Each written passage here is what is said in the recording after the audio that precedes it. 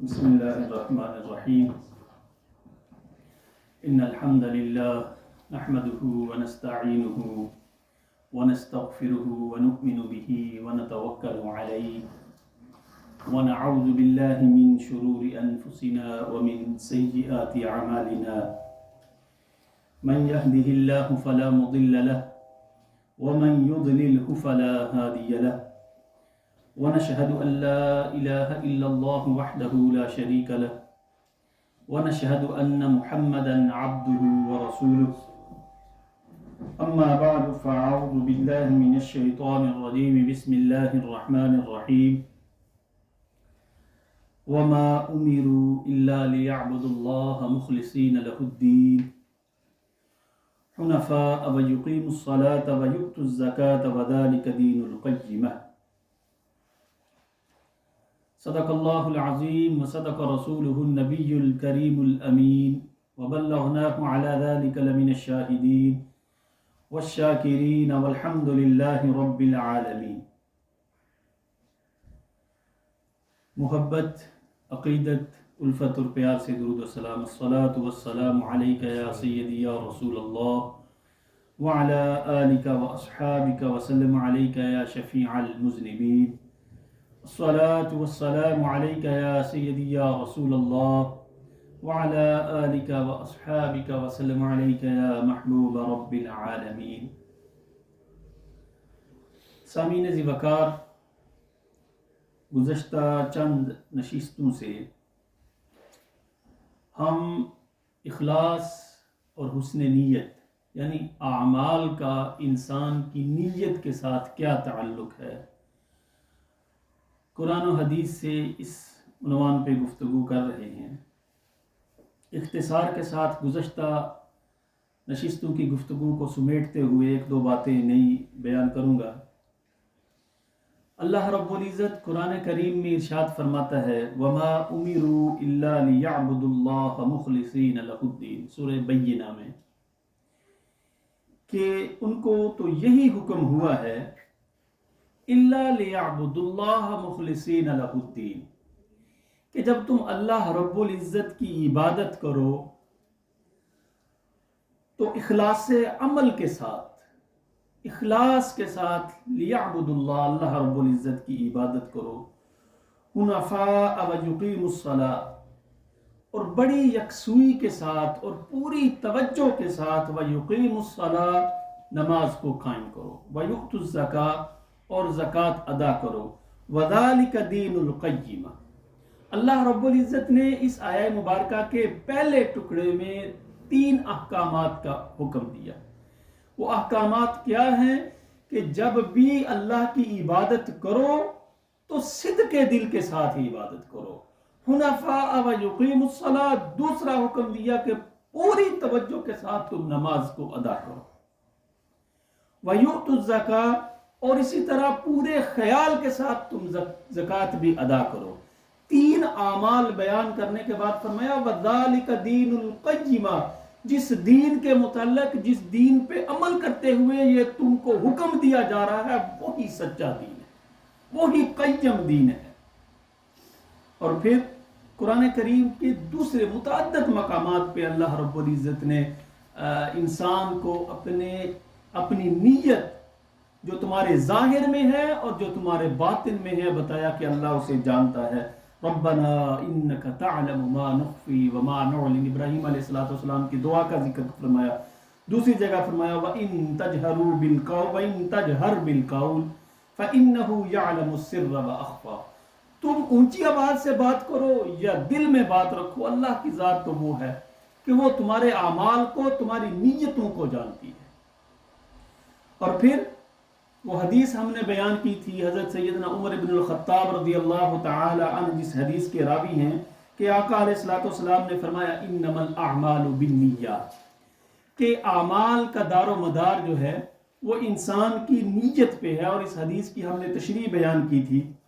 اور جو بات بیان کرنا چاہتا ہوں آج بھی وہ یہ ہے کہ انسان جب کوئی عمل کرتا ہے، کسی کام کے لیے نیت کرتا ہے، تو اس نیت کی کتنی اقسام ہیں.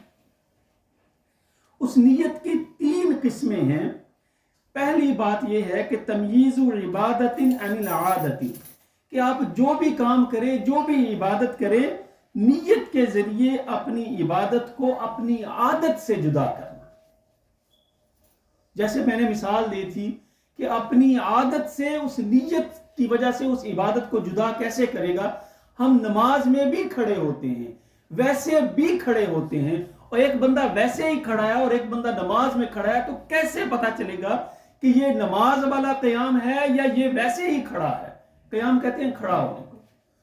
تو اس عادت کو نیت سے عبادت میں تبدیلی اس طرح ہوگا کہ اگر اس نے نماز کی نیت کی ہے تو اس کا کھڑا ہونا قیام کے زمرے میں آئے گا اور اسے اس کا اجر ملے گا، اور اگر ویسے ہی کھڑا ہے تو ویسے ہی کھڑا، اس کا کوئی اجر نہیں ہے۔ جیسے آقا علیہ الصلوۃ والسلام نے اس حدیث شریف میں فرمایا وَمَنْ كَانَتْ هِجْرَتُهُ يُصِيبُهَا، کہ جس وَمَنْ كَانَتْ هِجْرَتُهُ إِلَى اللَّهِ وَرَسُولِهِ فَهِجْرَتُهُ إِلَى اللَّهِ وَرَسُولِهِ، جس انسان کی نیت اللہ اور اس کے رسول کی ہجرت کے لیے ہے تو اس کو اس ہجرت کا ثواب ملے گا۔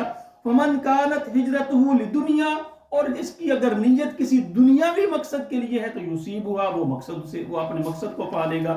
اسی طرح انسان اگر عبادت کی نیت سے کھڑا ہے تو اسے اجر ملے گا، اگر ویسے ہی کھڑا ہے تو اس کا کوئی اجر نہیں ہے۔ اور دوسری جو نیت کی قسم ہے وہ ہے تمییز عبادت عن العبادت، کہ ایک عبادت کو دوسری عبادت سے جدا کرنا۔ جیسے آپ نماز پڑھ رہے ہیں تو نیت بتائے گی کہ یہ نماز آپ ظہر کی ہم ادا کر رہے ہیں یا نماز ہم عصر کی ادا کر رہے ہیں۔ نیت کے ساتھ اپنی عبادت کو خاص کرنا۔ اور جو آخری نیت کی قسم ہے وہ ہے تمییز معبود عن المعبود، کہ جس ذات کے لیے تم عبادت کر رہے ہو نیت کے ذریعے اس ذات کو اپنی عبادت کے ساتھ خاص کرنا۔ جیسے کہ یعنی نیت کے ذریعے ہی ایک معبود کی عبادت کو دوسرے معبود کی عبادت سے جدا کرنا۔ جیسے کوئی اگر نماز پڑھ رہا ہو تو اس کی نیت سے معلوم ہوگا کہ یہ اللہ کے لیے پڑھ رہا ہے یا ریاکاری کے لیے پڑھ رہا ہے۔ اسی لیے اللہ رب الحنفاء ویقیموا الصلاة ویؤتوا الزکاة وذلک دین القیمہ، نماز بالخصوص نماز کے لیے فرمایا حنفاء ویقیموا الصلاة، پوری توجہ کے ساتھ نماز ادا کرو۔ اور بدقسمتی ہماری یہ ہے کہ ہم دنیاوی کاموں میں اتنے مصروف ہیں کہ نماز کے لیے ہم صرف 5 منٹ، کئی احباب نماز پڑھتے ہیں، مسئلہ پوچھتے ہیں، حافظ صاحب یا قاری صاحب یا مولوی صاحب، بات یہ ہے کہ کام پہ ہوتے ہیں، ٹائم نہیں ملتا، کیا کریں؟ فرض ادا کر لیں تو کام چل جائے گا۔ تو اللہ نے فرمایا حنفاء ویقیموا الصلاة ویؤتوا الزکاة وذلک دین القیمہ، پوری توجہ کے ساتھ تم نماز ادا کرو۔ آگے ایک سوال آتا ہے، جیسے انما الاعمال بالنیات، جو حدیث ہم نے پیچھے بیان کی ہے، اس میں اللہ رب العزت نے انما جو ہے یہ حصر کے لیے آتا ہے، تو اس کا مطلب یہ ہوگا کہ لا عمل الا بالنیہ، یعنی نیت کے بغیر عمل وجود میں ہی نہیں آ سکتا۔ حالانکہ انسان نیت کے بغیر بھی کئی اعمال کر لیتا ہے، تو ان کا کیا اجر، ان کا کیا حکم ہوگا؟ تو عمل کا وجود میں ہونا، جو انسان عمل کرتا ہے اس کا وجود نہ ہونا نیت کے بغیر، اس سے مراد وجود شرعی ہے، نہ کہ حسی۔ دیکھنے میں تو عمل نظر آئے گا مگر شریعت کی نگاہ میں عمل اسی وقت معتبر ہوگا کہ جب انسان نے اس اعمال کی نیت کی ہوگی۔ جب انسان نیت کرے گا تو تب جا کے وہ عمل جو ہے اللہ رب العزت کی بارگاہ میں مقبول ہوگا۔ اور پھر اس حدیث مبارکہ میں انما الاعمال بالنیات کے بعد فوراً لکل امرئ ما نوی، وہ حدیث ہم نے گزشتہ جمعۃ المبارک میں بیان کی تھی کہ جس میں آقا علیہ الصلوۃ والسلام نے فرمایا ومن کانت ہجرتہ لدنیا یصیبها، دنیا کے لیے اگر کسی نے ہجرت کی تو وہ اس مقصد کو پالے گا۔ او امرأۃ ينکحها فہجرتہ الی ما ہاجر الیہا، اور اگر کسی عورت سے نکاح کے لیے، وہ پوری واقعہ پوری تفصیل بیان کی تھی کہ اگر کسی نے عورت سے نکاح کے لیے ہجرت کی ہے تو اس کی ہجرت اسی میں شمار کی جائے گی۔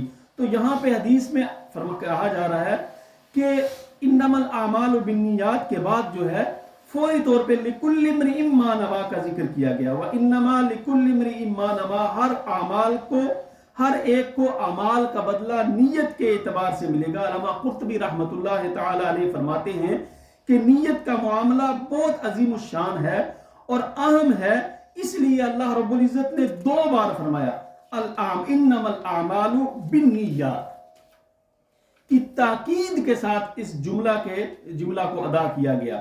اب سوال پیدا ہوتا ہے کہ دنیا کے تذکرے کے بعد فوراً اس حدیث مبارکہ میں عورت کا تذکرہ کیا گیا، او الی امرأۃ ینکحها، یا عورت کے سے نکاح کا ارادہ ہے جس کا۔ سوال یہ ہے پہلے الی دنیا میں عورت بھی داخل ہے، پھر اس کو مستقل کیوں بیان کیا گیا؟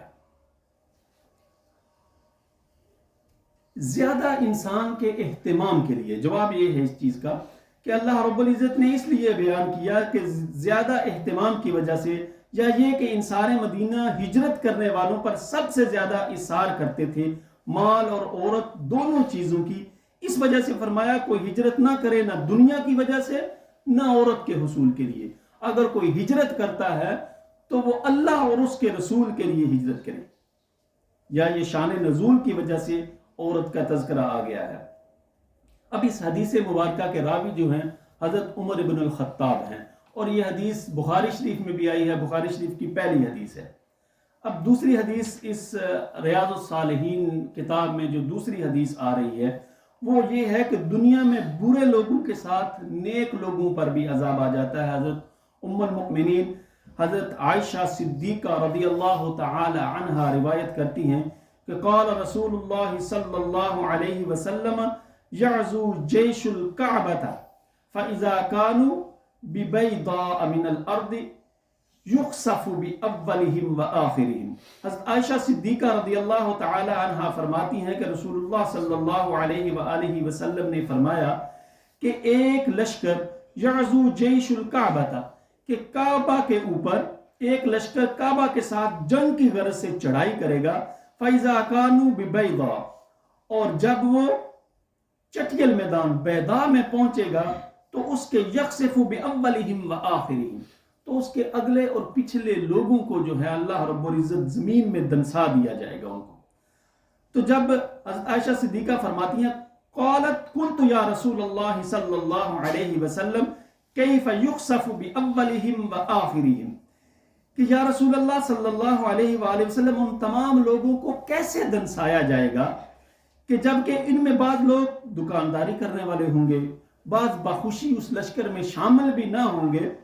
تو حضرت عائشہ رسول اکرم صلی اللہ علیہ وآلہ وسلم نے فرمایا قال یخسف باولہم وآخرہم ثم یبعثون علی نیاتہم، دنسایا سب کو جائے گا، لیکن قیامت کے دن اللہ رب العزت جب ان کو اٹھائے گا تو پھر ان کی نیتوں کے مطابق اللہ رب العزت انہیں جزا اور سزا دے گا۔ دعا ہے اللہ رب العزت ہمیں بھی اپنی نیتوں کا قبلہ درست کرنے کی توفیق عطا فرمائے اور دین اسلام کی تعلیمات پہ عمل کی توفیق عطا فرمائے۔ وما توفیقی الا باللہ، سنتے ہیں عطا فرمائے۔